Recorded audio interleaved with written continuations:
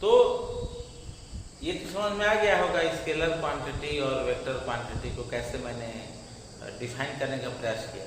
अब कहोगे कि सर क्या स्केलर क्वांटिटी केवल डिस्टेंस होता है क्या? तो मैं बार बार कह रहा हूँ कि नहीं, जैसे जैसे फिजिकल क्वांटिटी आती जाएगी वहाँ हम लोग एक्सप्लेन किया करेंगे। अब एक साथ इतना लिखवा देने से कोई फायदा है नहीं, अब बैठ कर रटिएगा। तो चलिए आगे बढ़ते हैं। अब जैसे डिस्टेंस और डिस्कशन पर कुछ न्यूमेरिकल टाइप का बताया जाए तो कुछ ठीक रहेगा। भाई 8th क्लास तक आप लोग चलिए मैथ पढ़े हैं, लेकिन न्यूमेरिकल नहीं आया होगा साइंस में। लेकिन अब 9th में आप जब आप एंट्री किए हैं तो भाई जो मैथ में आप लोगों ने पढ़ा है उसका यूज तो करना पड़ेगा। तो थोड़ा सा न्यूमेरिकल मैं बताने का प्रयास कर रहा हूँ। जैसे एग्जाम्पल दे रहा हूँ, अरे एक एग्जाम्पल मैंने दिया नहीं था, उस एग्जाम्पल में आप लोग पाइथागोरस थ्योरम का भी यूज किए थे। तो ऐसे एक एग्जाम्पल और दे रहा हूँ मैं।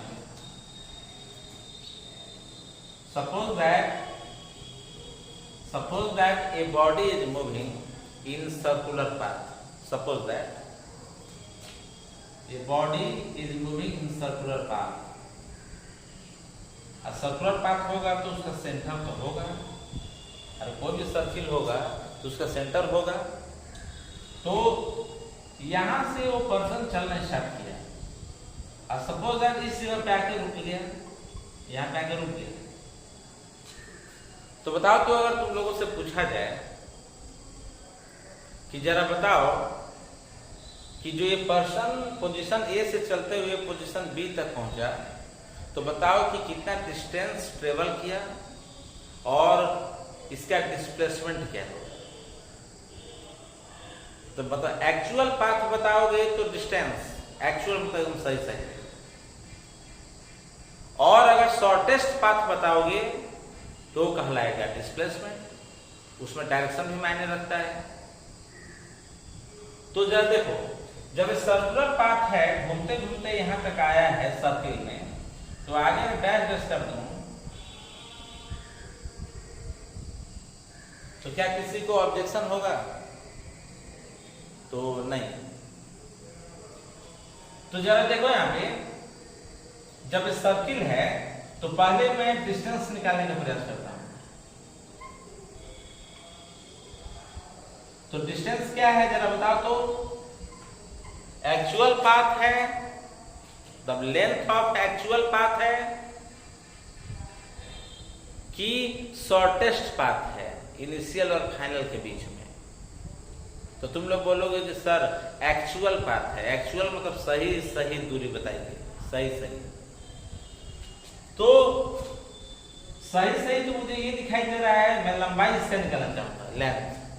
मैं चाहूंगा ना कि एकदम एक्यूरेट लेंथ निकालूं। तो तुम लोग मैथ में पढ़े होंगे कि अगर किसी सर्किल का रेडियस अगर r हो, तो उसके सर्कमफेरेंस का जो डिस्टेंस होगा, सर्कमफेरेंस की लंबाई, वो 2 पाई r होगा। एम आई राइट और नॉट? तो सपोज, अब मुझे तो लग रहा है कि मैं सही हूं, जब रेडियस r है तो सर्कमफेरेंस का जो एक्चुअल लेंथ होगा वो 2 पाई r होगा पूरा, यहां से चलते हुए यहां पे आएगा तब। लेकिन जरा बताओ तो, जहां से वो चलना स्टार्ट किया है, क्या वहां तक आया है कि केवल हाफ डिस्टेंस कवर किया है सर्किल का? क्वेश्चन में लिखा रहेगा कि हाफ डिस्टेंस ट्रेवल किया है।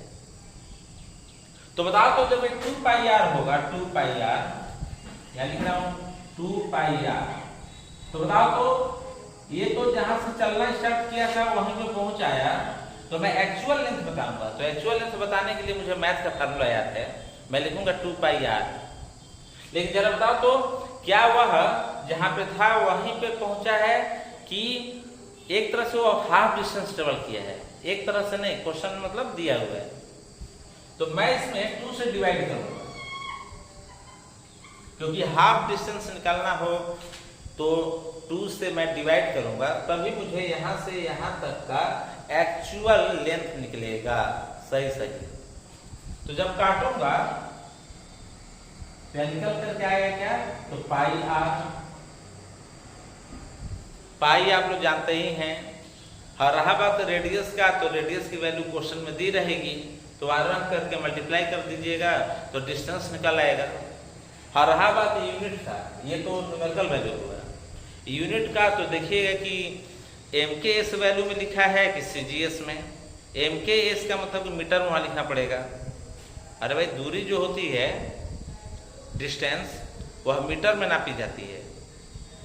फिर जो मास होता है, मास वजन, वह किलोग्राम में नापी जाती है। और जो टाइम है ना, वो सेकंड में। तो तीनों का शुरू वाला जो अल्फ़ाबेट है वो यूज किया गया है। तो M मतलब मीटर, K मतलब किलोग्राम और S का मतलब सेकंड। तो MKS। अरे यही SI सिस्टम है। तो चलो इसके बारे में आगे डिस्कस करना है, यहाँ पे नहीं। अच्छा जरा बताओ यहाँ पे